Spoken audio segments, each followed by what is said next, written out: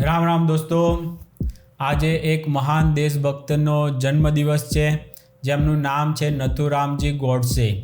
એમને હું દોસ્તો દિલથી ક્યારેય માફ નહીં કરી શકું. એમણે જે ભૂલ કરી છે ને એ માટે દેશ ક્યારેય તેમને માફ નહીં કરે. કારણ કે એક જે વ્યક્તિ વિલન હતો એ વ્યક્તિને આ નથુરામ ગોડસેજીની ભૂલના કારણે આજે અમુક લોકો હીરો માની રહ્યા છે. એટલા માટે ક્યારેય આ દેશના લોકો નથુરામ ગોડસેજીને દિલથી ક્યારેય માફ નહીં કરી શકે.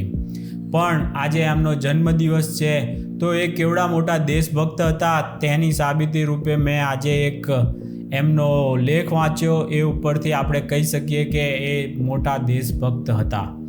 તો દોસ્તો, જયભાઈ લખે છે 1938માં નિઝામે ભાગ્યનગર એટલે કે હૈદરાબાદમાં વંદે માતરમ ઉપર પ્રતિબંધ મૂક્યો અને તેના વિરુદ્ધમાં આગેવાની લીધી હતી નથુરામ ગોડસે અને પીવી નરસિંહ રાવે, જેઓ પછી પ્રધાનમંત્રી બન્યા હતા કોંગ્રેસના. દોસ્તો, હૈદરાબાદ જ્યાં 1938માં 85% હિન્દુ અને 15% વસ્તી મુસ્લિમો હતા, પણ ત્યાંનો રાજા નિઝામ હતો જે પોતાને દુનિયાનો સમગ્ર મુસ્લિમોનો ખલીફા ગણાવતો હતો, જેણે પોતાના સ્ટેટમાં હિન્દુ તહેવારો ફક્ત ઘરની અંદર જ મનાવવાનો આદેશ આપ્યો હતો. તેના મંડળમાં 8 મુસ્લિમ અને ફક્ત 1 હિન્દુ હતા, જ્યારે ત્યાંની સરકારી હોદ્દામાં 2393 હિન્દુ અને 5174 મુસ્લિમ હતા. 85% હિન્દુ હોવા છતાં ત્યાંના ઓસ્માનિયા યુનિવર્સિટીઓમાં અલીગઢ યુનિવર્સિટીના મુસ્લિમ વિદ્યાર્થીઓ જ લેવાતા હતા.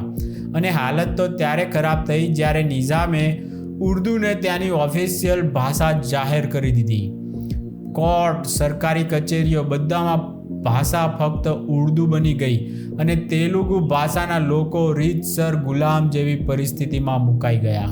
વંદે માતરમ ગીત ઉપર નિઝામે પ્રતિબંધ મૂક્યો અને આ ગીત ગાનારા 3000 લોકોને નિઝામે જેલમાં પૂર્યા. આ પરિસ્થિતિમાં વીર સાવરકર અને તેઓની હિન્દુ સભાએ બાજી હાથમાં લીધી. આ આંદોલનમાં આગેવાની લીધી નથુરામ ગોડસેજીએ અને સૂત્રધાર હતા પીવી નરસિંહ રાવ, જેઓ ભારતના મહાન પ્રધાનમંત્રી પણ બન્યા. હિન્દુ મહાસભાના નેતાઓએ હૈદરાબાદમાં ફરીને ત્યાંના બેન્કર, શિક્ષક, વેપારીઓ, જમીનદારો, પૂજારીઓ બધાને ભેગા કર્યા. આ બધામાં વીર સાવરકરના ખાસ દોસ્ત સેનાપતિ બાપટે પણ આગેવાની લીધી, જેમની આગેવાનીમાં હડતાલો શરૂ થઈ. ધીરે ધીરે હડતાળોએ મોટું રૂપ ધારણ કર્યું. દર મહિનાની 21 તારીખે હિન્દુ મહાસભાની આગેવાનીમાં સમગ્ર હૈદરાબાદ બંધ રહેતું હતું. આ આંદોલન જ્યારે ઉગ્રતા ધારણ કરી રહ્યું હતું ત્યારે કોંગ્રેસે આ આંદોલનમાંથી પોતાનો હાથ પાછો ખેંચી લીધો અને નિઝામના ખોળામાં બેસી ગઈ, જેની સામે હિન્દુ મહાસભા દ્વારા 50,000 લોકોને આ આંદોલનમાં આગેવાની આપવામાં આવી. પુણેથી લઈને હૈદરાબાદ સુધી નિઝામશાહી વિરુદ્ધ આંદોલન શરૂ કરવામાં આવ્યું. આંદોલન એટલું વકર્યું કે બ્રિટિશ સરકારને લાગ્યું કે વધારે પડતો નિઝામશાહીને છૂટો દોર ભારે પડી શકે છે, કેમ કે 12 લાખ હિન્દુઓની વસ્તી હવે ચૂપ નહીં બેસી રહે. ગભરાયેલા નિઝામે પરિપત્ર બહાર પાડ્યો અને સમગ્ર હિન્દુ ચળવળકારોને જેલમાંથી મુક્ત કરવામાં આવ્યા. હિન્દુ લગ્નો ઉપર બેન્ડ બાજા અને તહેવારો ઉપરથી પ્રતિબંધ હટાવવો પડ્યો. વંદે માતરમ ઉપરથી પ્રતિબંધ હટી ગયો અને દરેક યુનિવર્સિટીઓ અને ઓફિસોમાં 50% અનામત હિન્દુઓ માટે ફાળવવી પડી. આ સમગ્ર આંદોલન સફળ બનાવનારા જે મુખ્ય નાયક હતા તેમનું નામ છે નથુરામ ગોડસે. તો દોસ્તો, આ એક આર્ટિકલ એનાથી નથુરામ ગોડસેજી જેઓ એમના પ્રત્યે મારું થોડુંક દૃષ્ટિકોણ બદલાયો છે દોસ્તો. અને દોસ્તો, નથુરામ ગોડસેને આ જે કાર્ય કર્યું છે ને હૈદરાબાદમાં દોસ્તો, એના કારણે મધ્ય પાકિસ્તાન બનતું અટક્યું છે.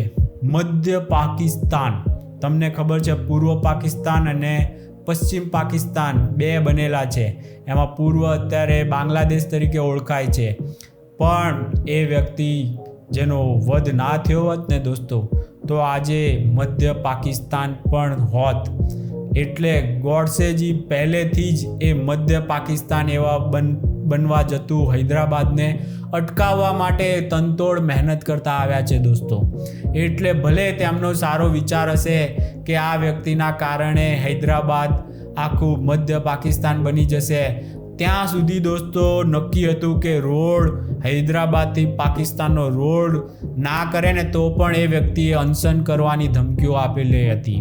આવું બધું ઘણું બધું દોસ્તો સાંભળવામાં આવે છે. એટલે નથુરામ ગોડસેજીને આપણે ધન્યવાદ આપવા જ પડે કે એમણે ઘણા બધા હિન્દુઓનો ભોગ લેવાવાળી એ વ્યક્તિ એના કારણે વધારે ભારતના ટુકડા થતાં અટકાવ્યા છે દોસ્તો. એટલે એ માટે તો આ દેશભક્તને જેટલા વંદન કરીએ એટલા ઓછા છે. પણ જ્યારે લોકો એક હત્યારાને વધારે પડતા જ નફરતથી જોવે છે ત્યારે દુઃખ થાય છે દોસ્તો. આટલી નફરત શું કામ કરતા હશે નથુરામ ગોડસેને?